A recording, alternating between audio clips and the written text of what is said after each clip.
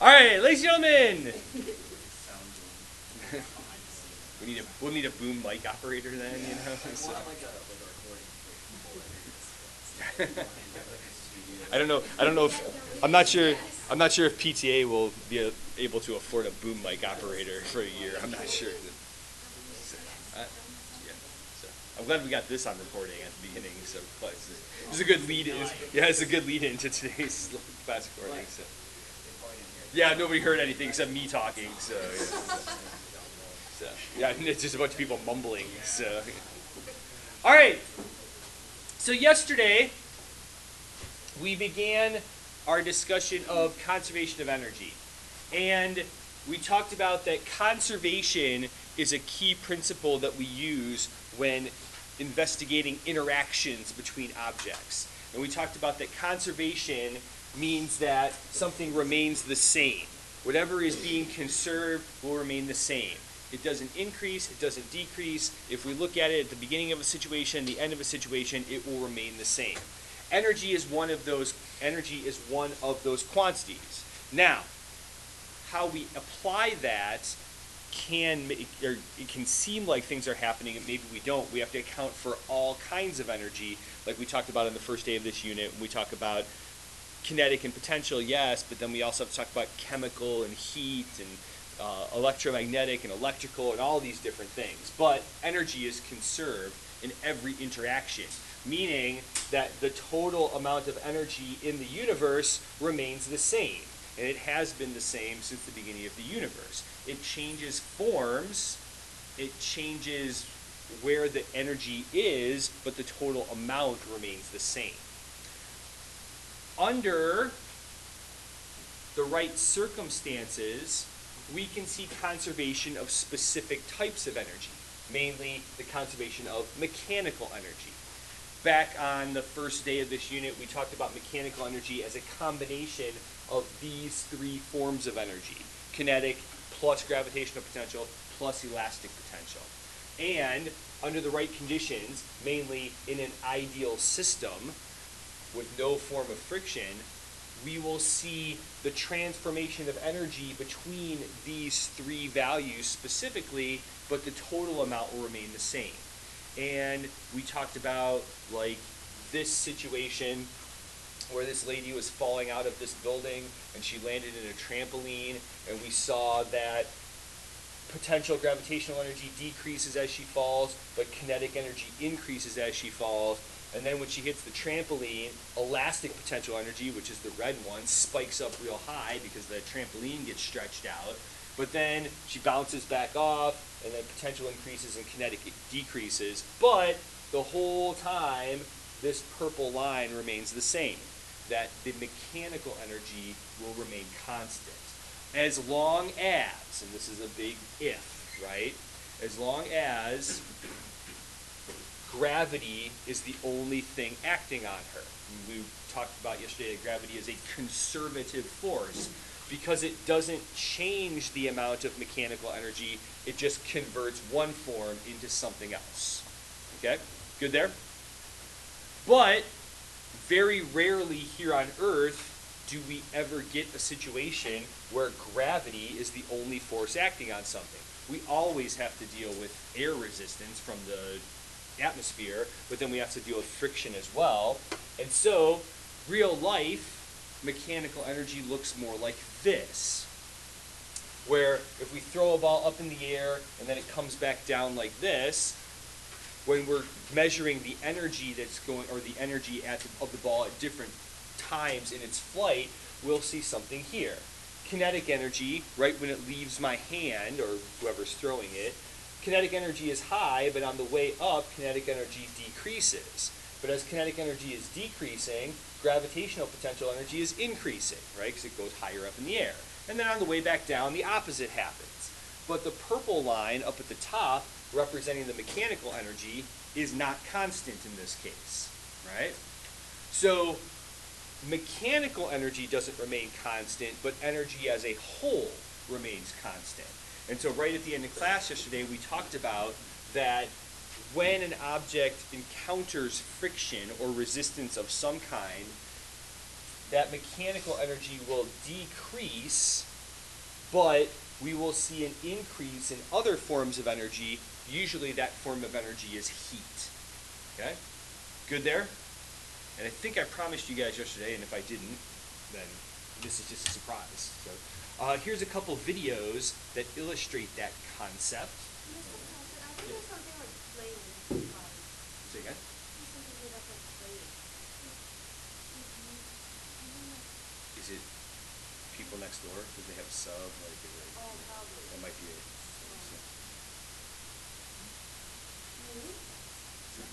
That's weird. I don't know, I just found it. Oh no, are you Korean? I don't know what it says. Yeah, probably translated line by line to Is she Korean? Yeah. Okay, Yeah. see, You know he's good? the comments look really funny. All right. He's like 2 words. So I'm gonna pause. I'm gonna pause this because sometimes it doesn't like when I show other people's videos apparently. So I'm gonna pause this real quick. But so the first one I'm gonna show you is just sort of an informational video. It's only like 45 seconds long, and then the second one is a demonstration that really illustrates an application of this concept. Okay. All right. So recording is back on. Okay. So let's talk about why the nose basher video works. All right. Also, actually, will you turn on the very top of the lights? Because last time we went no lights, it was detrimental to people's understanding. Oh, yeah. All right. So let's talk about why the nose basher demonstration works. At the beginning of the demonstration, the pendulum has all potential energy and no kinetic energy because it's not moving yet. And then as we let it go, as it swings from here to here, the kinetic energy increases as the potential energy decreases because it goes faster on the down trip, right? And it gets lower. But from here to here, right, once it passes the middle, it starts going back up, so potential energy increases and kinetic energy decreases as it gets slower and slower and slower. Is that what like the sine or cosine graph is? It is sinusoidal. I will say that. It is not a perfect sine graph because, but you can represent it with a sine function, okay? But it's not a perfect sine or cosine curve.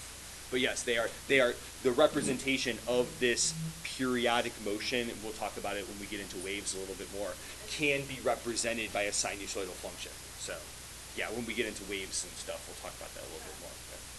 But if you notice,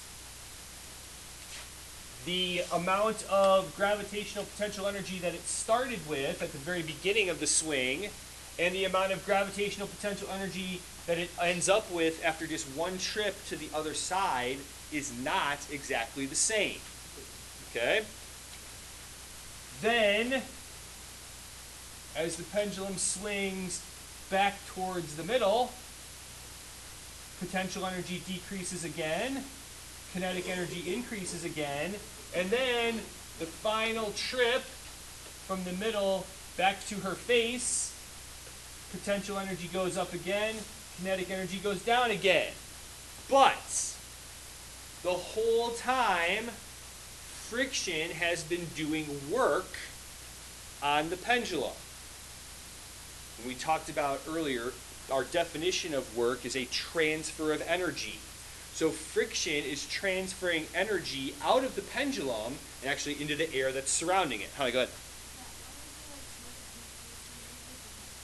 Yeah, that's not why they're sort of decreasing. They are decreasing because the mechanical energy of the pendulum is being transferred into other forms of energy, specifically heat energy.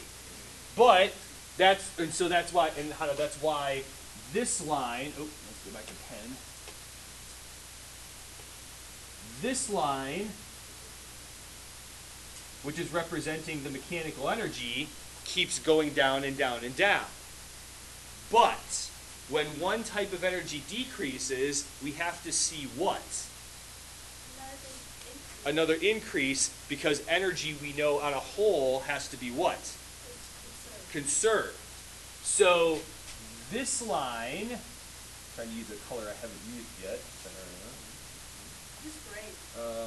I'll use this hot pink one right Boring. here. Okay.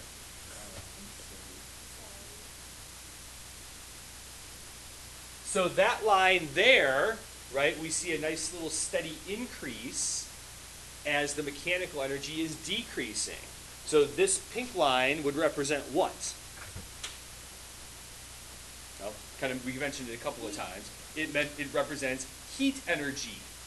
The farther and farther and farther this pendulum swings, the more times it goes back and forth and back and forth and back and forth, we will see a further and further and further decrease in mechanical energy as the heat energy then increases. But the bright green line up at the top represents the total amount of energy. And we see that being horizontal, that just remains the same the entire time. Okay? Do that? James, go ahead.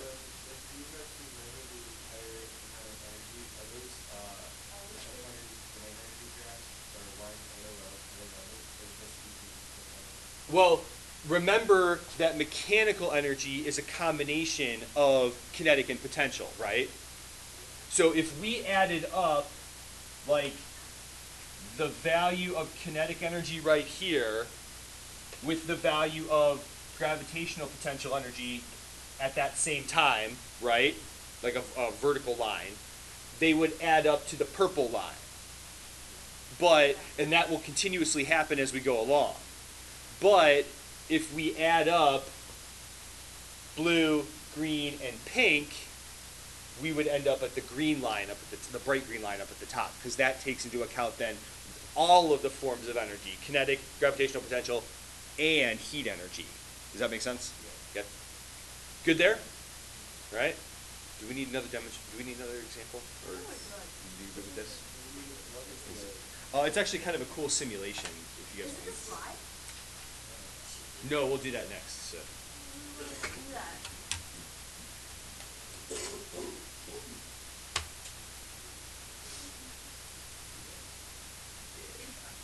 This is a good website actually. So. This website for you. Say again? We did. I used it for.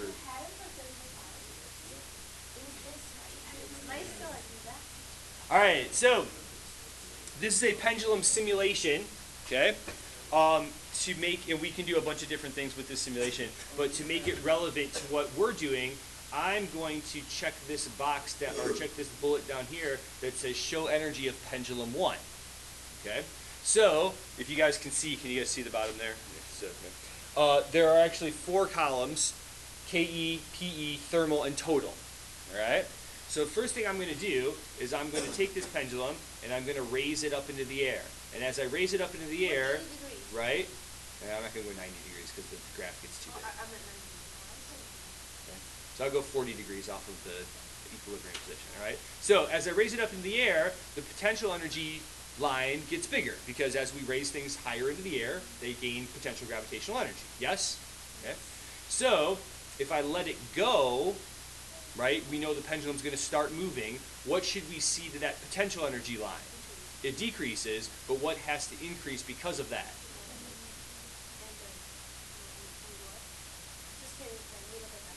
Okay. So here, let me do this. Let me do this so we can see it a little bit more clearly. I'm going to go quarter time, all right? So this is in real time. I'm just going to slow it down so we can see the graphs a little bit better, right? Okay. All right. Good there? Okay.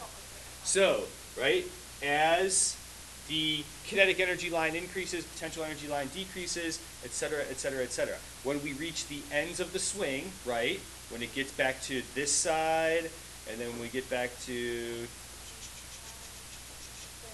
this side, right, all potential, no kinetic, because what has to happen to the pendulum at the ends of the motion? It's got to stop so it can change directions. Evan, go ahead.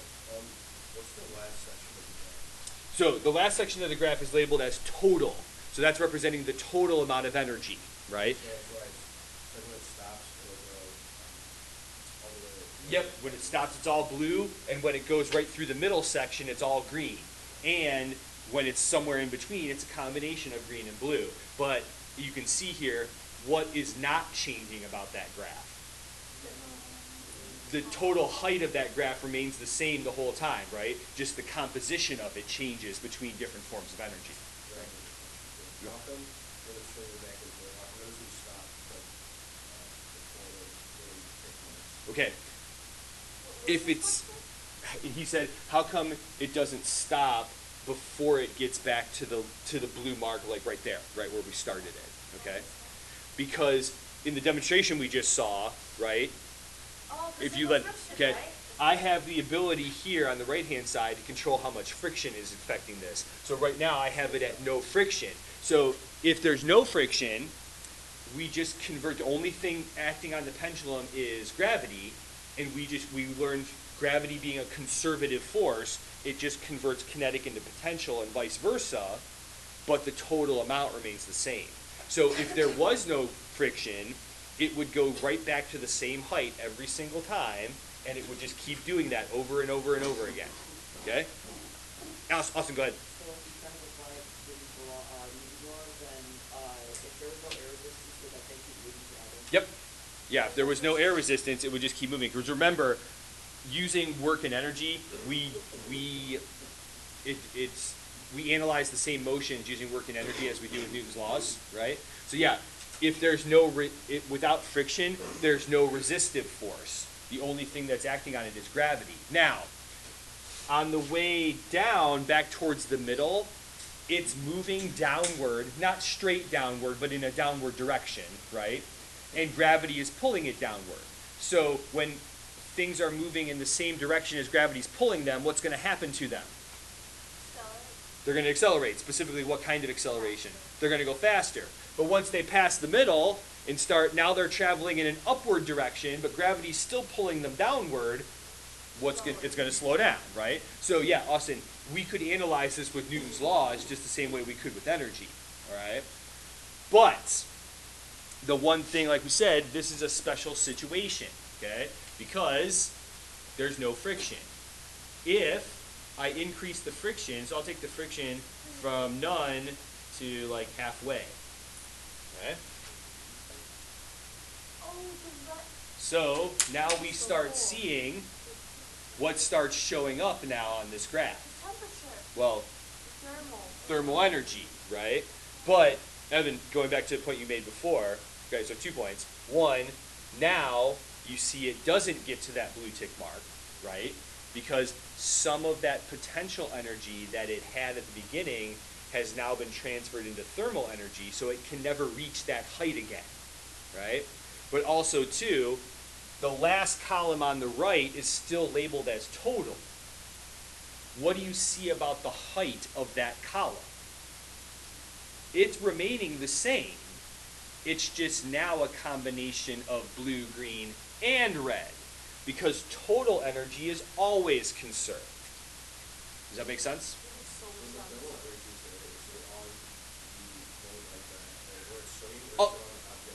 A lot of it, a combination of both, right? It depending on how smooth this is up here.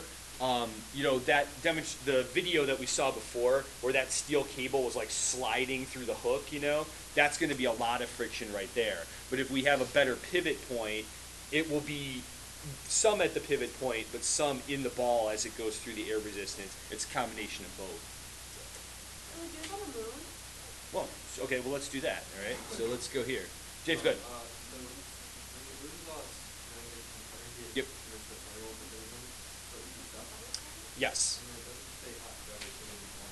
Because that thermal energy, and we'll talk about heat transfer a little bit later on, right? That thermal energy that, let's say it is all concentrated in the pivot point, thermal energy is transferred from hot things to cold things.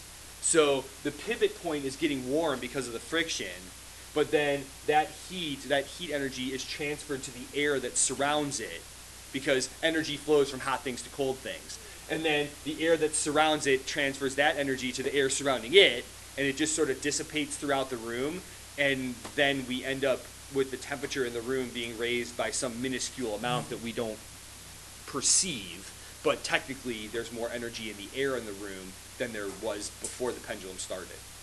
Does that make sense? Yeah. Cindy, go ahead. Is the thing like linear? Like when you do like that, isn't like, does it like increase the same amount or is it like here then here? Yes, because, so the question was, and basically Cindy, you're asking me about this graph, Oh, okay? I see. In essence, yes, okay? Because friction is doing work on the pendulum, and work is a product of force and distance. Yes, that's not familiar from, and those are linear relationships, right? So the force that is affecting this object is constant, even though it's not traveling a straight path. It still keeps encountering it with air resistance and stuff like that, and the distance just keeps getting bigger and bigger and bigger, even though it doesn't go back to the same height. Remember, distance is just how far it travels, right? So yes, that is a linear decrease, because work is a linear relationship between force and distance. So yeah, it's a nice steady decrease, right? But now, the graphs representing the energies, they're sinusoidal, but the maximum values and the minimum values, they keep decreasing. Good there? Yeah. All right. Can we go on the moon? Well, let's do this. Okay, so let's go here, and we'll reset. Okay. So I'm going to change the gravity from Earth to Moon. Okay, we can see real time. That's fine. Well, let's do quarter time so you can make that comparison. Yeah. Okay. All right. Prediction time. Right. I'm going to raise this pendulum to 40 degrees again. So I'm going to raise it to the same blue tick mark. Right. What should we see about the graph? Actually, first let me do this. I'll go back to no friction. Right. What should we see about the graph to begin with? Say again.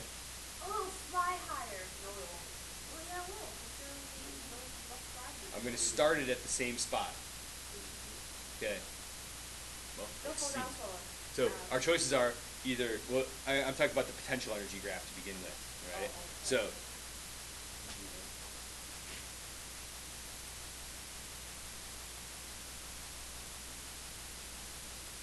all right, so there's 40 degrees on the moon. Okay, Devin, you said what? It's going to be less, right? Because the gravitational potential energy depends on the effect of gravity, right? And on the moon, less gravity, right?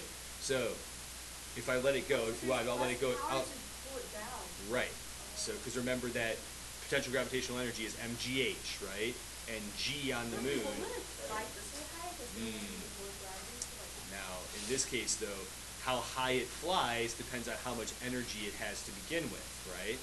So will it ever go past this blue tick mark? Right? Go on. How fast is it going to go? Faster or slower? So what pulls it back to the middle? Gravity. How much gravity is there on the moon? Not as much, right? So how is it going to get back to the middle faster or slower? And go. This is really heavy. Well, this is quarter time, right? So yeah, this is quarter time. So this is real time on the moon, right? Yeah, it's like quarter time on Earth, right? It's the same thing. Which is about true, because it's a little bit more than quarter time, because the gravity on the moon is about 1/6 of the gravity here on Earth, right? Why is So it the same thing? what do you mean? Why is it the same thing? Why is it the same thing? You got to give me more. Why- What is it that you're referring? Why is that the same thing? Like, I understand that there's like less of that thing, but then What is the that you're referring the to? graph. Oh, the graph. I get that. So why is the graph the same thing? You tell me.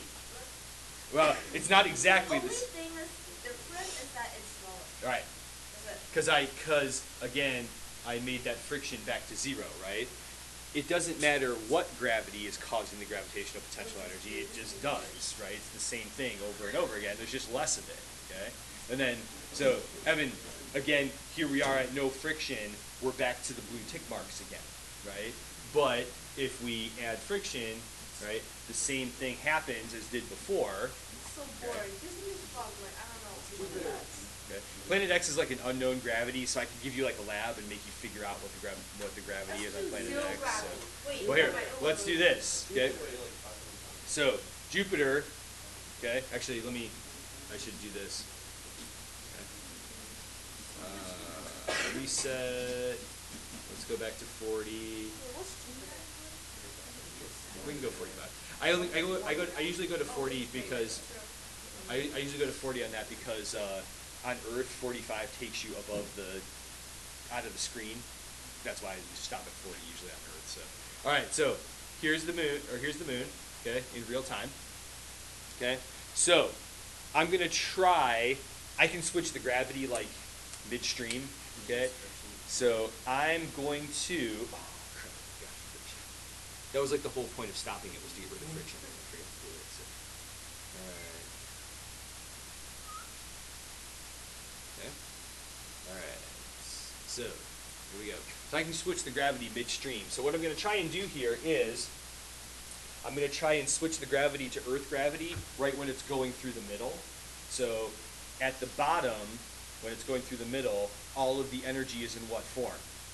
Kinetic. It's in kinetic. So it's going to turn all of its kinetic energy into gravitational potential energy, but under a different gravitational system, right? Let's see. Let's see how keen I can do this. Let's see. You tell me.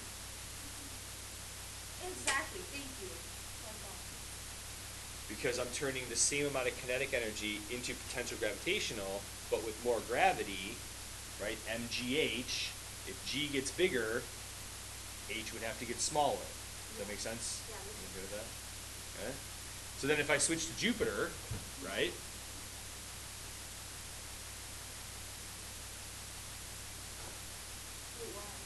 Sorry, I actually didn't do it right.